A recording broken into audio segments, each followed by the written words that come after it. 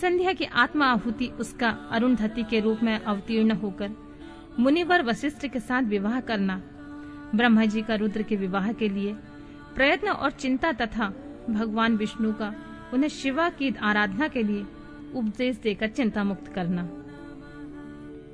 ब्रह्मा जी कहते हैं, नारद, जब वर देकर भगवान अंतर ध्यान हो गए, तब संध्या भी उसी स्थान पर चली गई जहां मुनि मेघातिथि यज्ञ कर रहे थे। भगवान शंकर की कृपा से उन्हें किसी ने वहां नहीं देखा।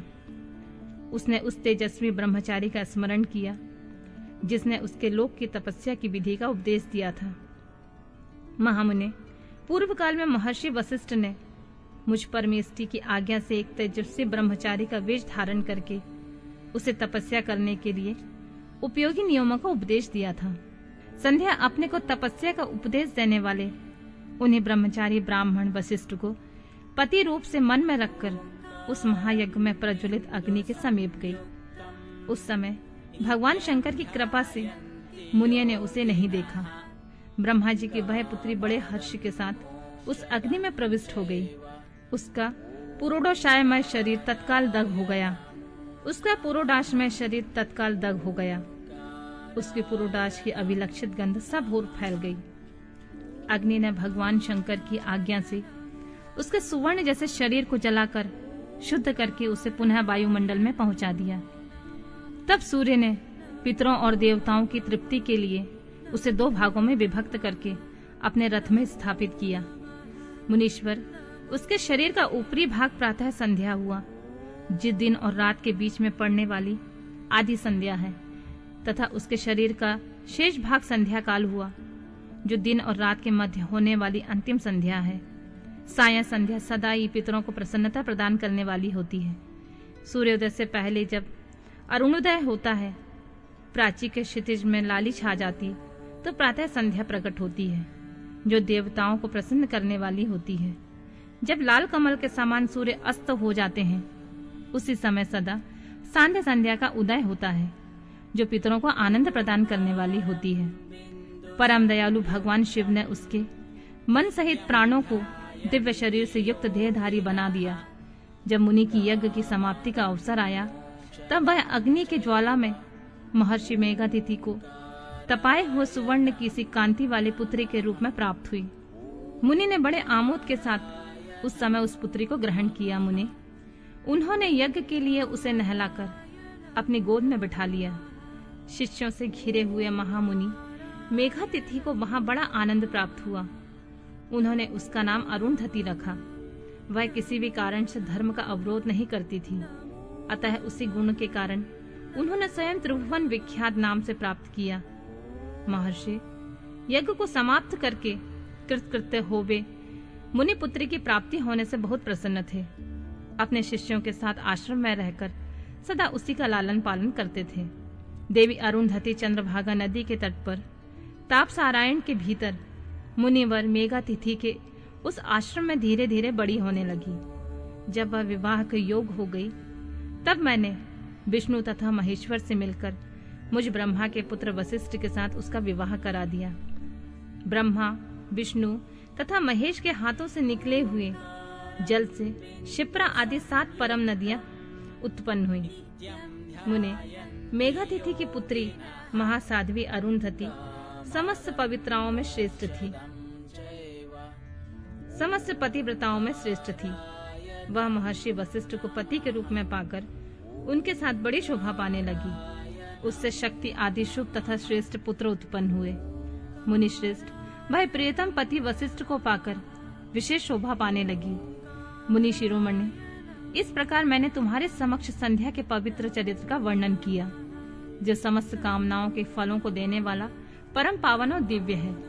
जो स्त्री या शुभ व्रत का आचरण करने वाला पुरुष इस प्रसंग को सुनता है, वह संपूर्ण कामनाओं को प्राप्त कर लेता है, अथवा विचार करने की आवश्यकता नहीं होती।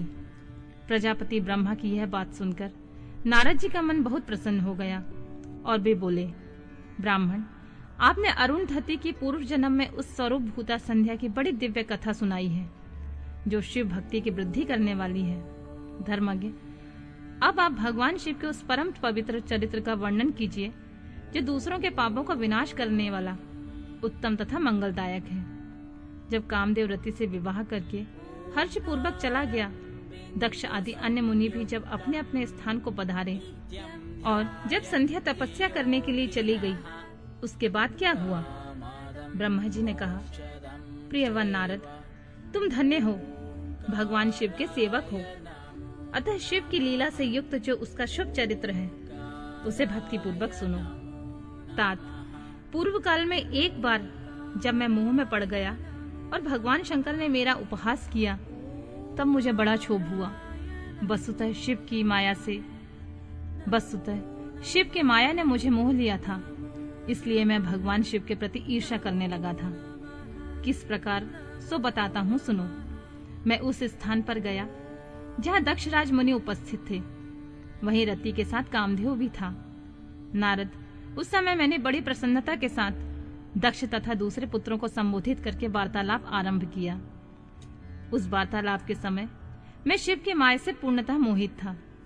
अतः मैंने कहा, पुत्रों, तुम्हें ऐसा प्रयत्न करना चाहिए जिससे महादेव जी किसी कामनीय कांति वाली स्त्री का परिग्रहण करें। इसके बाद मैंने भगवान शिव को मोहित करने का भार रति सहित कामदेव को सौंपा। कामदेव ने मेरी आज्ञा मानकर कहा, प्रभु, सुंदर स्त्री ही मेरा अस्त्र है, अतः शिव जी को मोहित करने के लिए किसी नारी की सृष्टि कीजिए। यह सुनकर मैं चिंता में पड़ गया और लंबी सांस खींचने लगा। मेरे उस निश्वास से राशि राशि पुष्पों से विभूषित बसंत का प्रादुर्भाव हुआ। बसंत और मलयानिल ये दोनों मदन के सहायक हुए। उनके साथ जाकर कामदेव ने वामदेव को मोहने का बारंबार चेष्टा की, परंतु उन्हें सफलता नहीं मिली। जब वे निराश होकर लौट आया, तब उसकी बात सुनकर मुझे बड़ा दुख हुआ।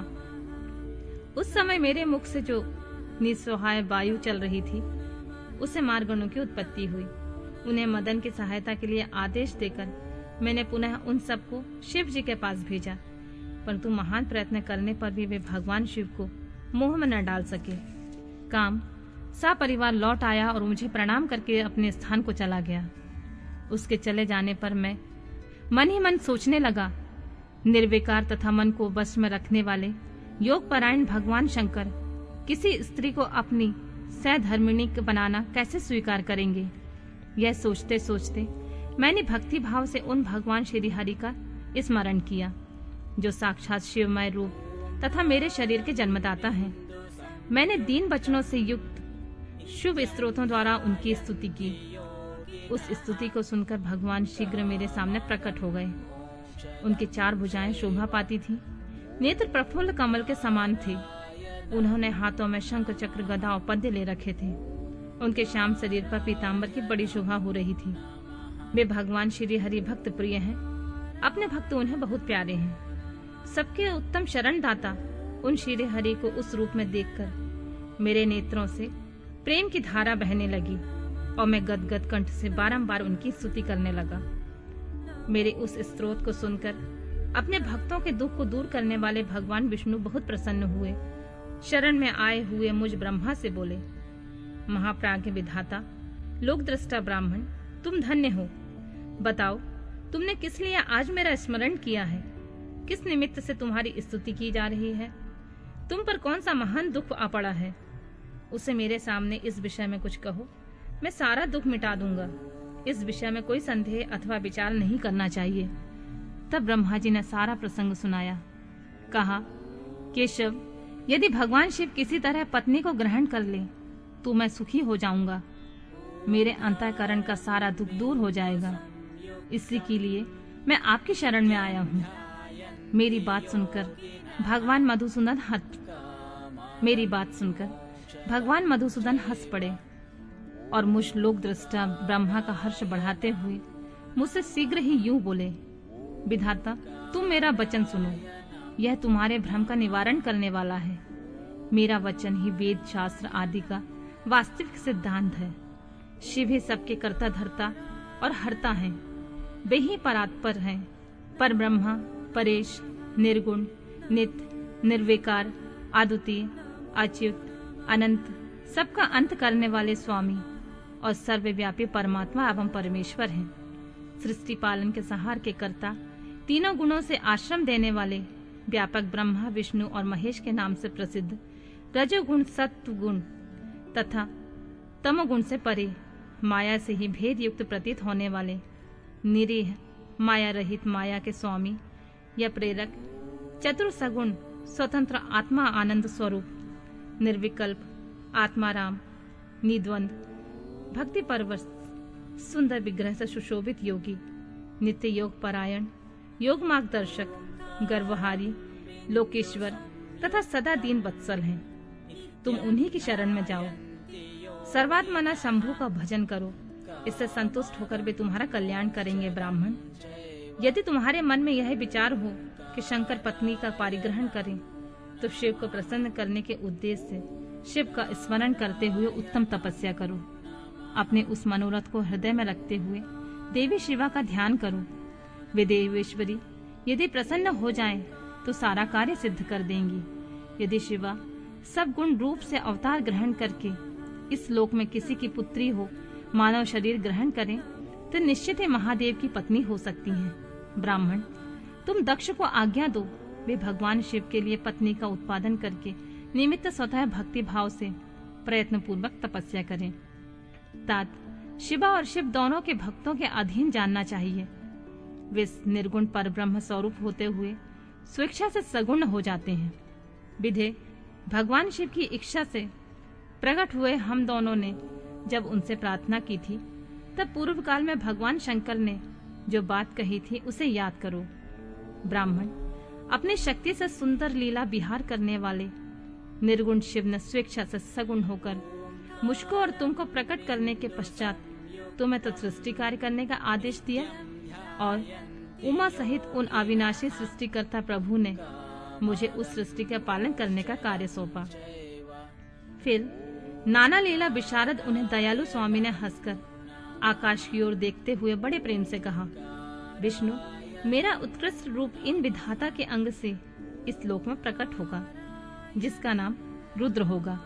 रुद्र का रूप ऐसा होगा जैसा मेरा है, वह मेरा पूर्ण रूप होगा। तुम दोनों को सदा उसकी पूजा करनी चाहिए। वह तुम दोनों के संपूर्ण मनोरथों की सिद्धि करने वाला होगा। वही जगत का प्रलय करने वाला होगा। वह समस्त गुणों से दृष्टा, निर्विकेश एवं उत्तम योग का पालक होगा। यद्यपि तीनों देवता मेरे ही रूप हैं, तथापि विशेषतः रुद्र मेरा पूर्ण रूप होगा। पुत्रों, देवी उमा के 3 रूप होंगे। एक रूप का नाम लक्ष्मी होगा, जो श्री हरि की पत्नी होंगी। दूसरा रूप ब्रह्म पत्नी सरस्वती। तीसरा रूप सती के नाम से प्रसिद्ध होगा। सती उमा का पूर्ण रूप होंगी। वे ही भावी रुद्र की पत्नी होंगी। ऐसा कहकर भगवान महेश्वर हम पर कृपा करने के पश्चात वहां से अंतर ध्यान हो गए और हम दोनों सुखपूर्वक अपने अपने कार्य में लग गए। रुद्र नाम से अवतीर्ण हुए। वे इस समय कैलाश पर्वत पर निवास करते हैं। प्रजेश्वर, अब शिवा भी सती के नाम से अवतीर्ण होने लगी, अतः तुम्हें उनके उत्पादन के लिए प्रयत्न करना चाहिए। ऐसा कहकर मुझ पर भारी दया करके भगवान विष्णु अंतर ध्यान हो गए और मुझे उनकी बातें सुनकर बड़ा आनंद प्राप्त हुआ।